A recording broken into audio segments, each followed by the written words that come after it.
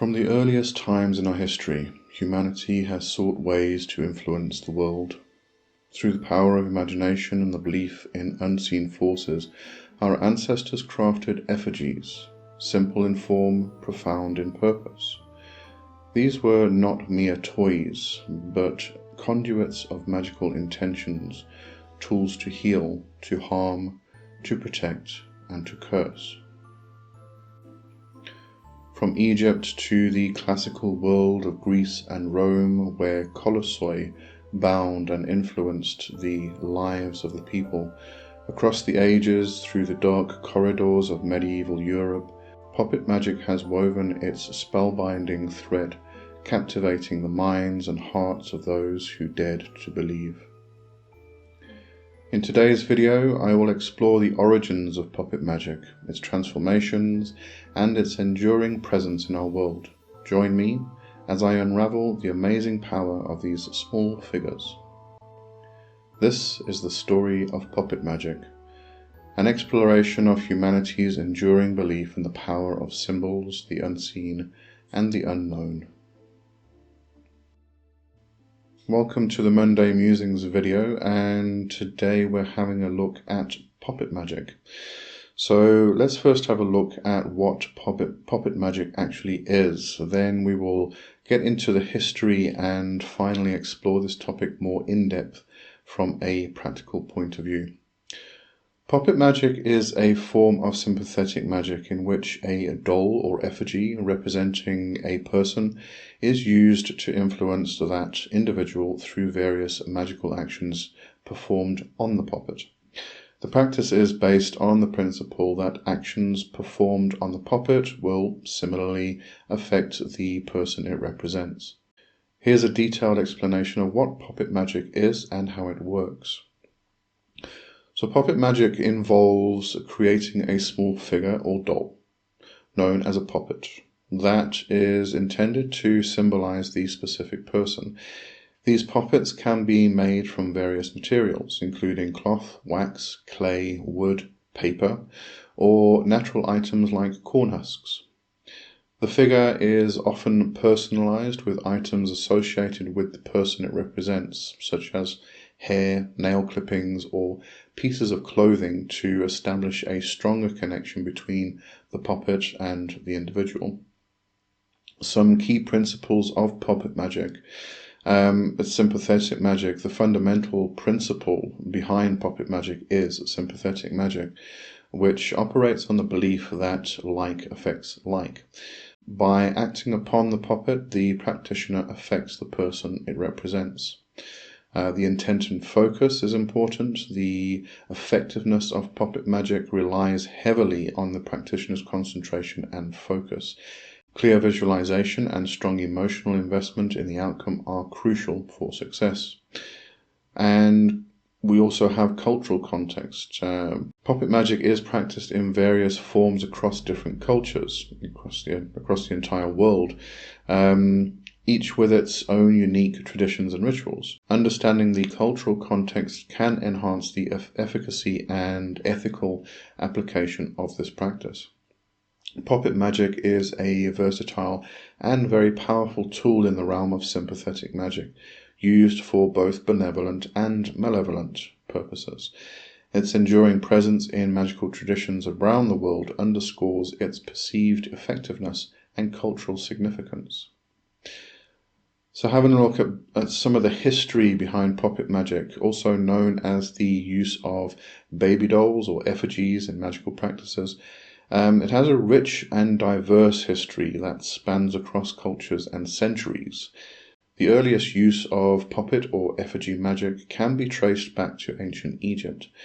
Archaeological evidence and historical records indicate that the Egyptians practiced a form of sympathetic magic involving effigies as early as the Old Kingdom period. While ancient Egypt provides the earliest clear evidence of puppet or effigy magic, it is important to note that similar practices likely existed in other ancient cultures, although direct archaeological or textual evidence may not have survived. Here are a few examples of early effigy magic in other ancient cultures. We have evidence in Mesopotamia where the ancient Mesopotamians themselves used figures in rituals to protect against evil and to invoke divine favor. Clay and wax figures were employed, similar to practices in Egypt. In classical antiquity, the Greeks and Romans practiced sympathetic magic involving effigies. Known as kolossoi in Greek, these figures were used in binding spells or defixions to control or harm others. These practices were influenced by earlier traditions and provide a historical continuity of effigy magic. Although less is known about the specific magical practices in the Indus Valley Civilization, 3300 to 1300 BCE, the discovery of small terracotta figurines suggests that similar practices may have existed there as well. So, some more specifics, starting with ancient Egypt. The use of effigies in magic was a sophisticated and integral part of their religious and magical practices. The Egyptians believed in the power of images and symbols to affect the world around them, and this belief was manifested in the use of various forms of effigies, often referred to as figures or poppets.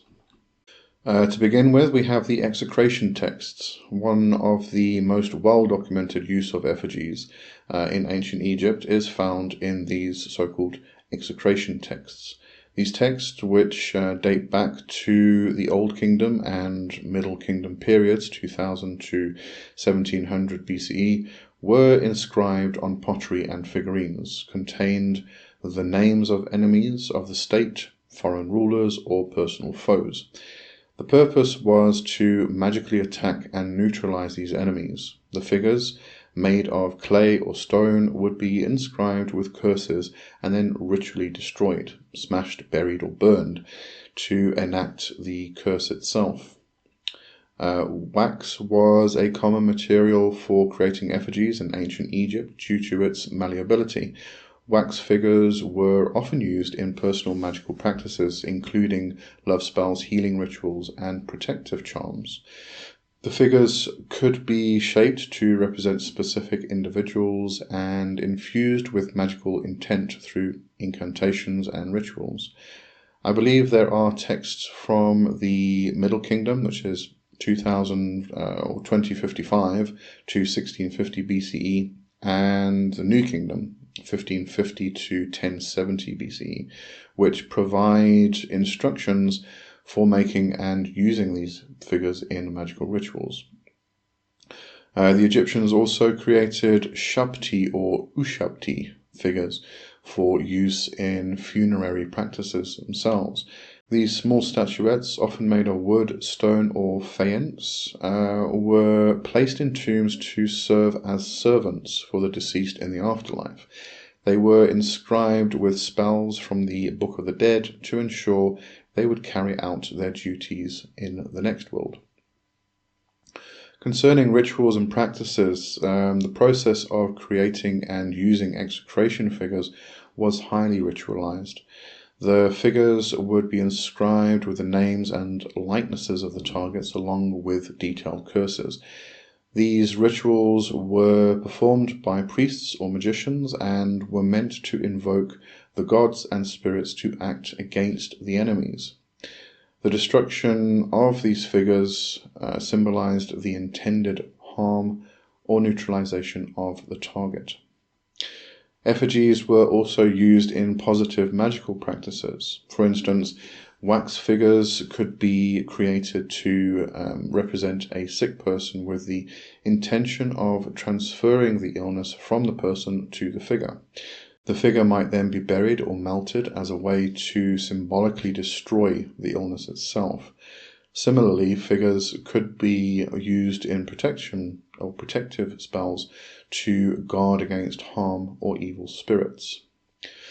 Love magic was another domain where effigies played a role. A wax figure might be crafted to represent a desired lover, and various rituals would be performed to attract their affection. Fertility spells could involve creating figures of children or animals and invoking divine favor to ensure offspring. Regarding symbolism and beliefs within the ancient Egyptian method of using puppets and effigies, the use of effigies, which was deeply rooted in the concepts of animism and sympathetic magic. The Egyptians believed that objects could embody the essence or soul of a person or deity. By manipulating these objects, one could influence the corresponding person or force. Many magical practices involving effigies called upon the gods for assistance. The Egyptians saw their gods as active participants in the world, capable of intervening on behalf of humans. Effigies were used as tools to communicate with these divine beings, to seek their help, or to invoke their power in achieving specific goals. In Egyptian magic, names held significant power. By inscribing the name of a target onto an effigy, the practitioner believed they could exert control over that individual. This belief extended to the notion that knowing the true name of a person or deity granted one power over them. So in ancient Greece, the use of effigies or figurines in magical practices was an important aspect of their ritualistic and religious life. These practices were influenced by a blend of local traditions, folklore, and the broader Mediterranean cultural milieu. Types of effigies included the kolossoi. The term kolossoi refers to small figurines used in binding spells, also known as katadesmoi or deficciones.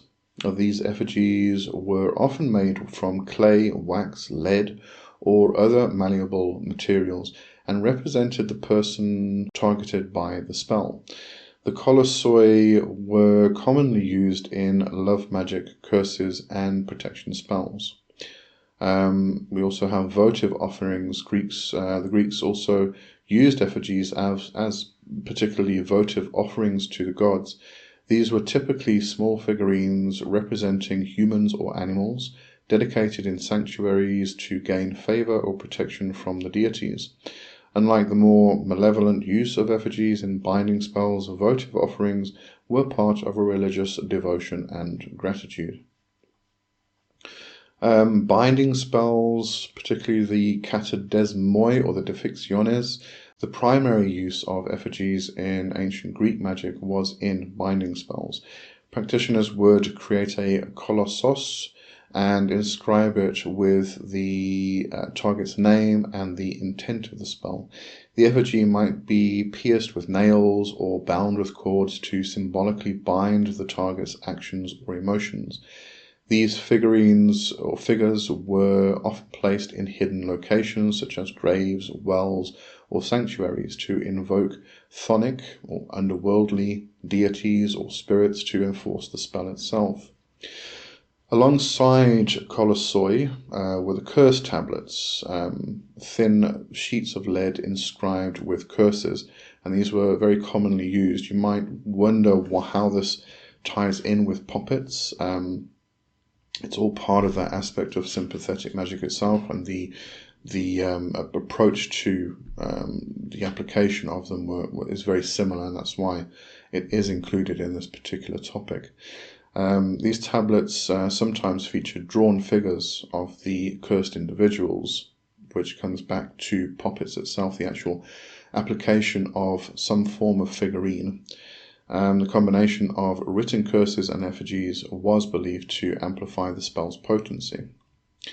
In love magic, effigies were crafted to represent the desired person.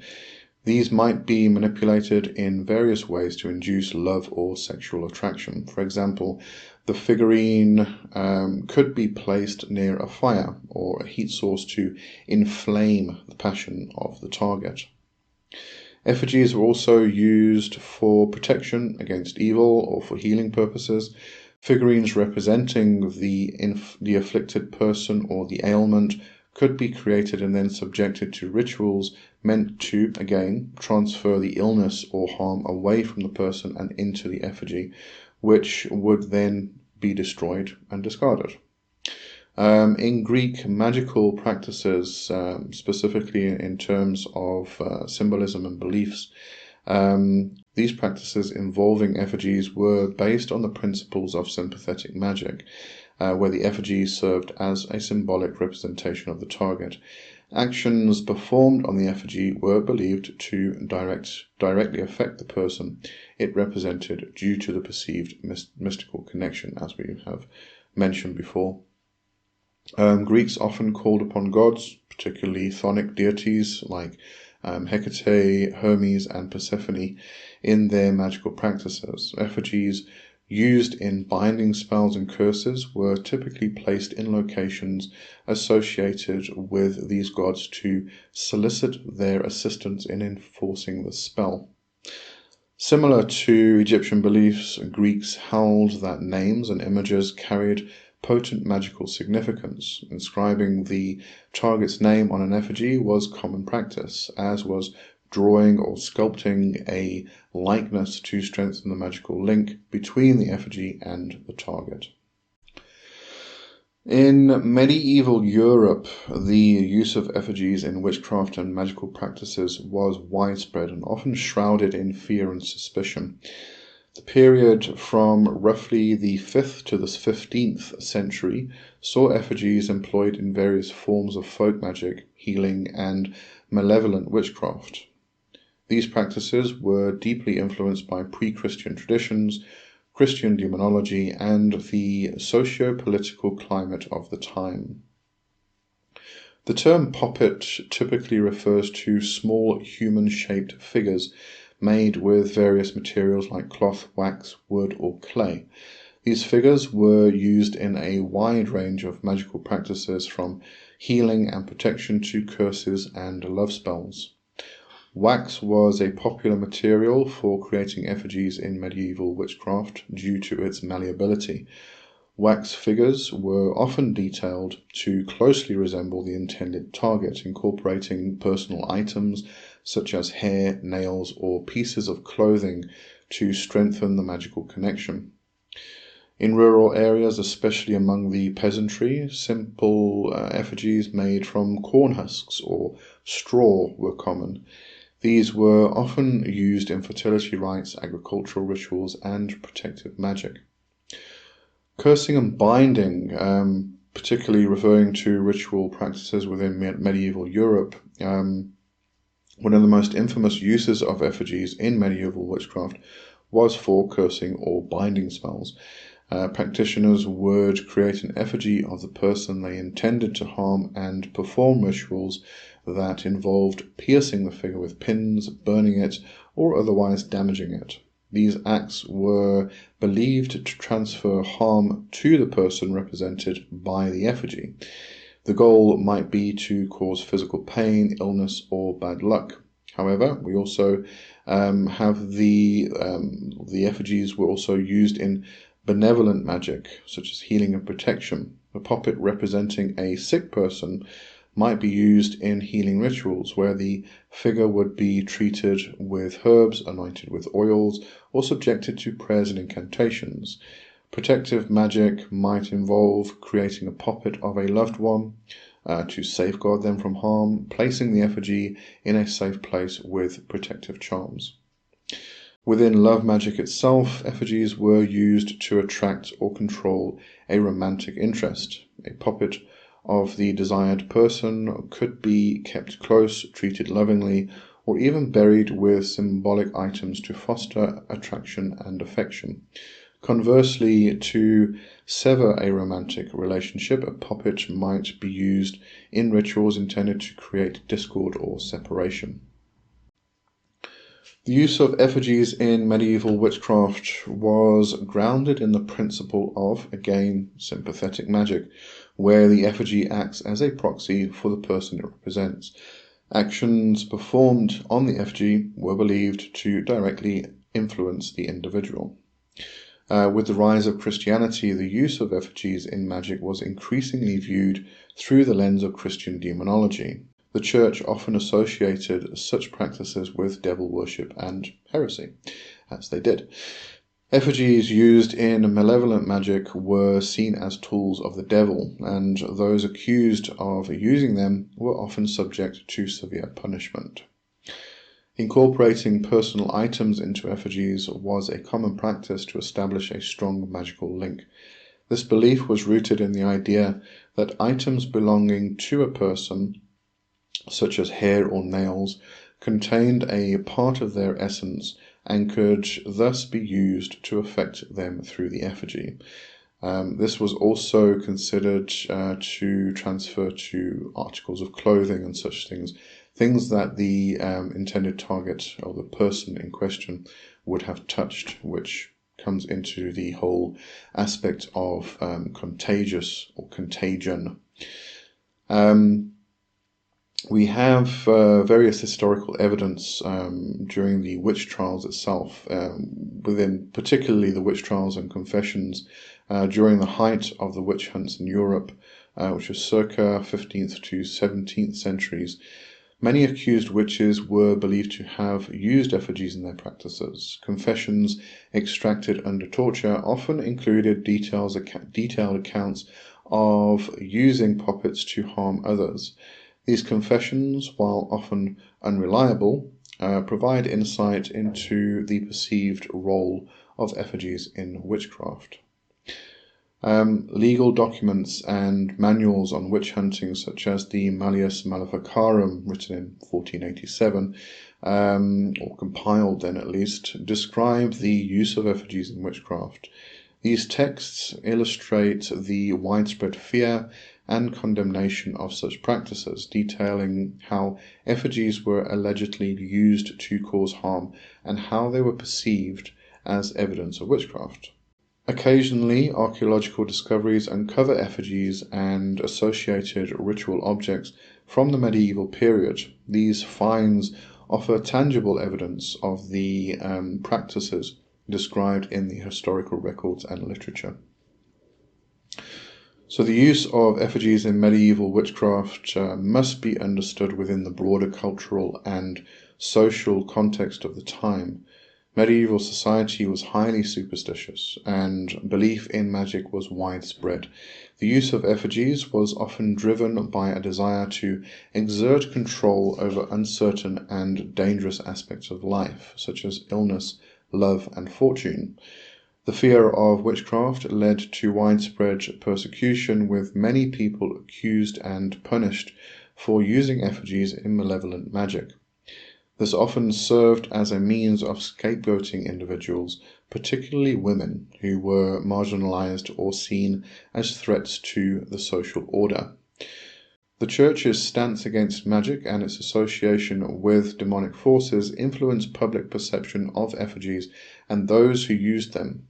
Religious authorities played a significant role in the prosecution of witchcraft and the suppression of magical practices.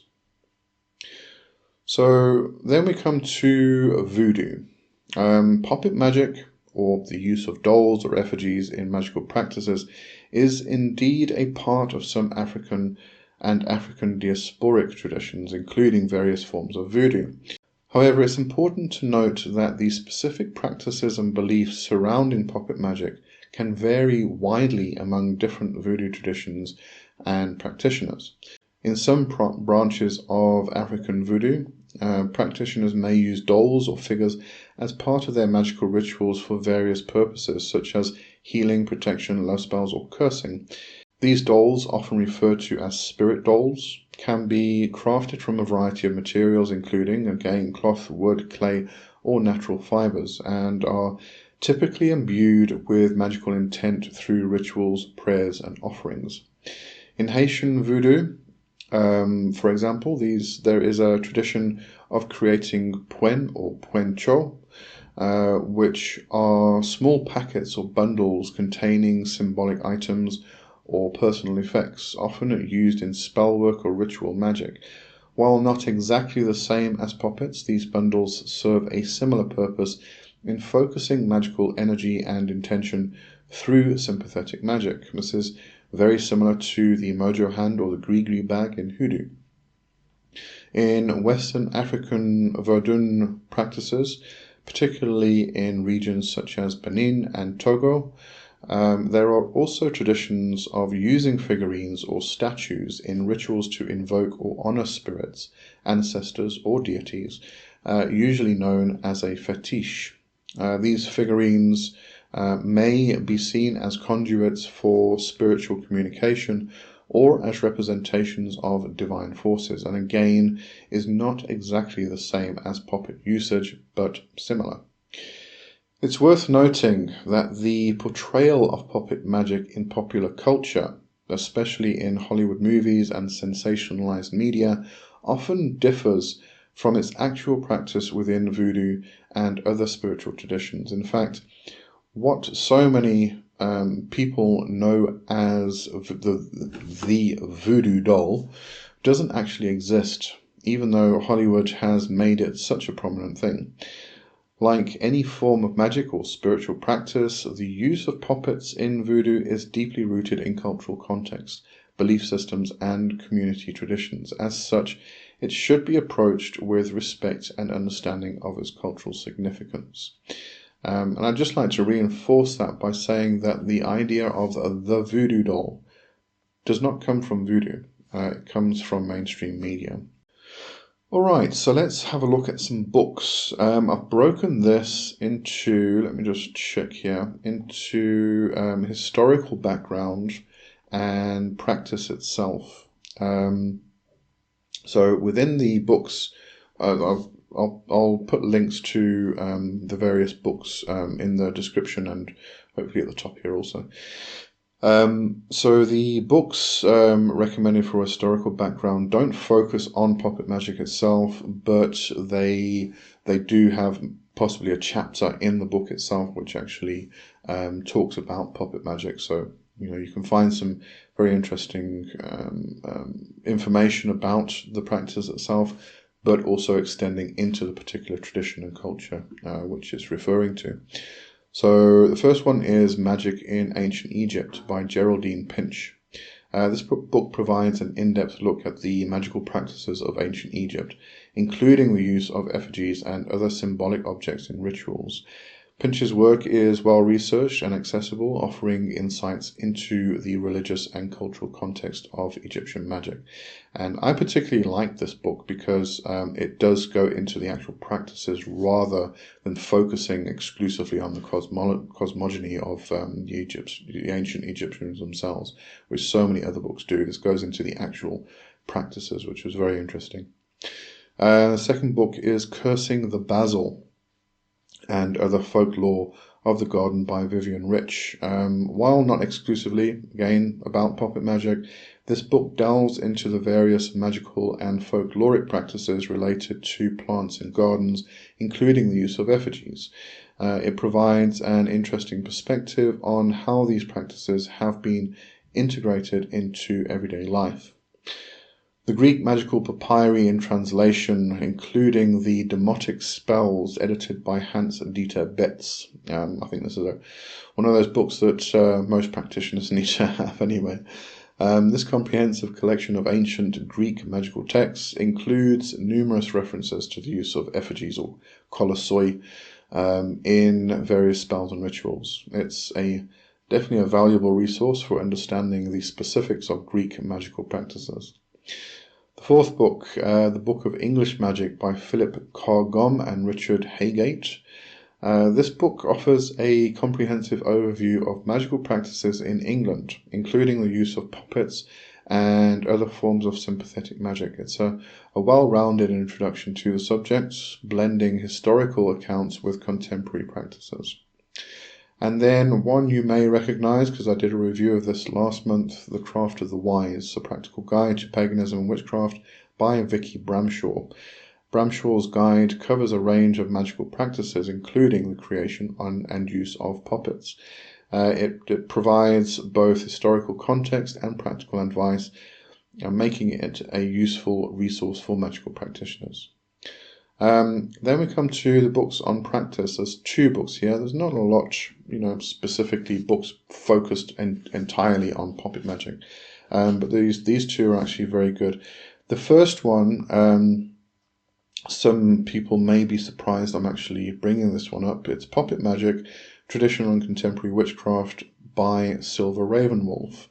Now, back in the day, in the 90s, early 2000s, people kind of frowned upon the mention of reading a book by Silver Ravenwolf, although a lot of other people have said that, in their teen years, this author kind of almost saved their life. There was a lot of, in the early days of Llewellyn book publishing company, there was a lot of questionable things that came out. But this is a more recent book, and I did go through it. It's a very interesting book. It's great. It goes into the history, as all the others do.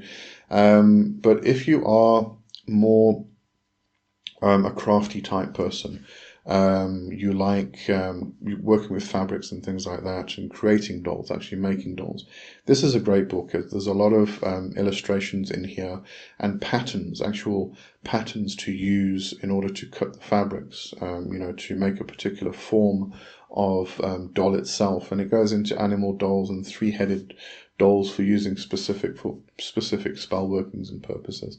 So very good from a crafty point of view. I'm not really a crafty person myself, so the second book I actually enjoyed the most. It's a book from Pagan Portals. It's Puppets and Magical Dolls, Dolls for Spellcraft by, I think it's pronounced Lucia Starza. And this was a great book. It is brief. It's very, very, direct to the point, which I really, really like. I really enjoy that type of work. And it goes into the history, it goes into ritual use, it goes into how to create a puppet, the different materials you can use to create a puppet, and it has specific forms of spell working you can actually do with a puppet, for whatever purpose you're actually requiring. So that book I thought was brilliant. I loved it.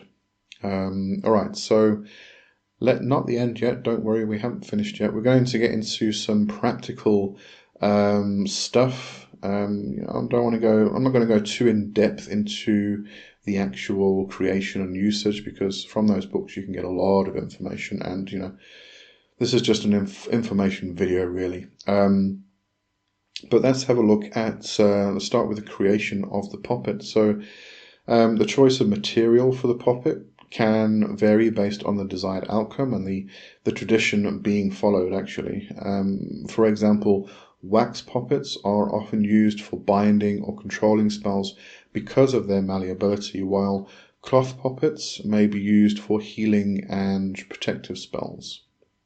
You may also want to consider the material you're using, in conjunction with how you actually want to get rid of the puppet. It may be a material which dissolves over a period of time because you want to remove something from the person, or you want to remove the person from your life.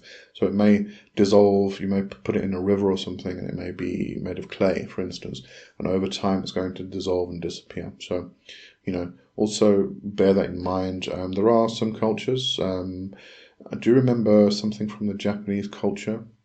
I think this may have appeared in Spirited Away. It was one of the Studio Ghibli movies, anyway. Actual paper puppets, paper dolls that they used to cut out of paper and then actually imbue with the energy of a spirit. So there's all different materials we can use. And then to enhance the sympathetic connection, practitioners often incorporate personal items from the person, which was spoken about previously within the history section itself. But this is often called a taglock, or a personal item. This can include hair, nails, a photograph, or something the person has touched, so often clothing or something like that. The more personal the item, the stronger the magical link. And a lot of people will use photographs. A lot of people will just use the person's name. And as we noted in the Egyptian and the Greek historical section of this particular video, they would often inscribe the person's name on the puppet itself, because they believed that a name had a lot of power. But any kind of personal item you can incorporate into the puppet itself. And there's a variety of creative ways you can go about that also. And speaking about ritual and intention setting, before using the puppet, it is typically consecrated or blessed in a ritual. This may involve anointing it with oils, sprinkling it with holy water, or passing it through smoke from incense to actually do the cleansing and consecration. The consecration process is intended to purify the puppet and prepare it for magical use. Consecration is also the changing of something into something sacred. And then we have the naming. So during the ritual, the practitioner might name the puppet, explicitly stating that it represents the intended person. This verbal declaration is an important part of linking the puppet to the individual, because the puppet needs to become a representation of the individual itself. Therefore, you name the puppet and you treat the puppet as it were the person itself. Regarding magical actions, the practitioner visualizes the person the puppet represents while focusing on the desired outcome. This mental focus is a key component of effective sympathetic magic. And depending on the spell's purpose, various actions are performed on the puppet. Some of these actions would include, as examples, healing. For healing, the puppet may be treated with herbs, ointments, or crystals, and positive energy may be directed towards it. Somebody who is attuned to and practices Reiki, for instance, may find this quite useful if they have a client which they are continually treating, especially if it's a remote form of healing. To protect someone, the puppet might be wrapped in protective symbols or placed in a safe space with protective charms. In love spells, the puppet may be handled lovingly and placed in environments that foster affection. And in more malevolent practices, the puppet may be pierced with pins, bound with string, or subjected to harmful substances to transfer negative effects to the person.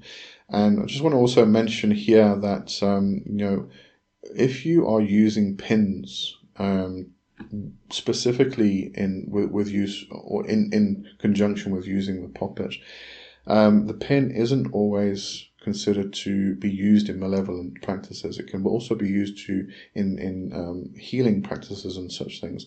You use the pin to direct or focus energy.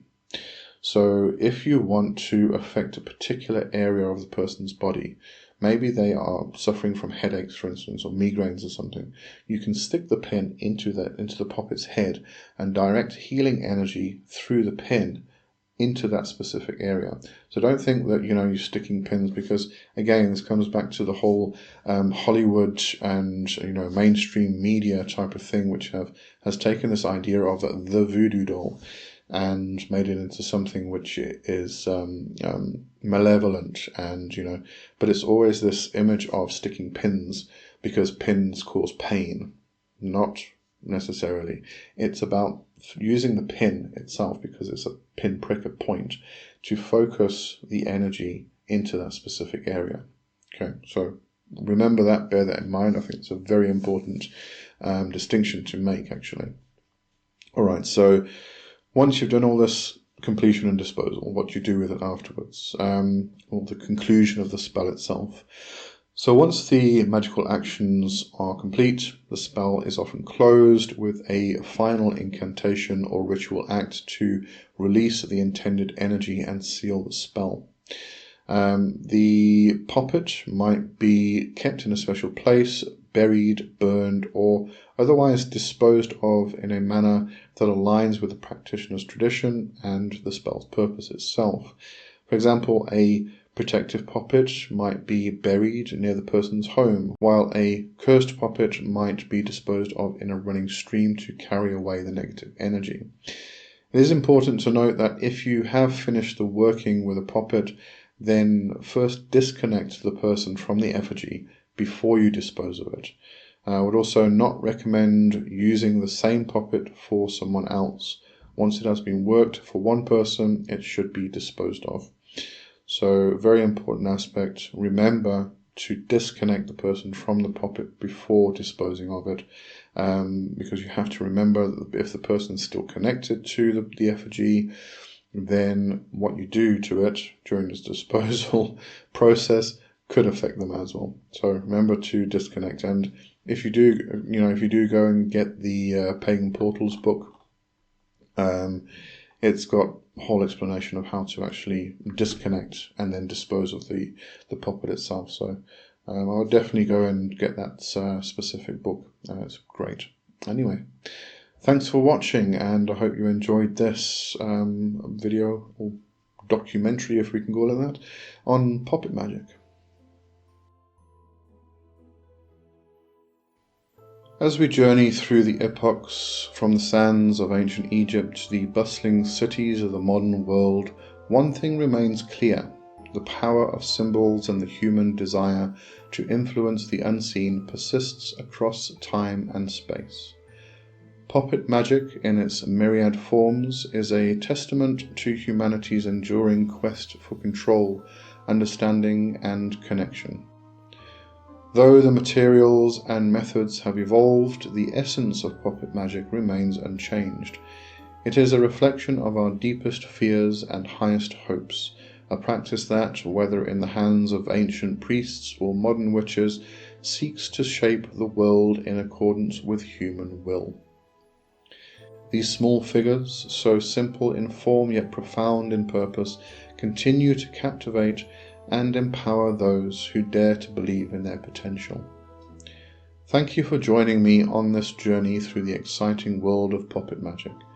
May the knowledge we've uncovered inspire curiosity and respect for the mysteries that connect us all, past and present.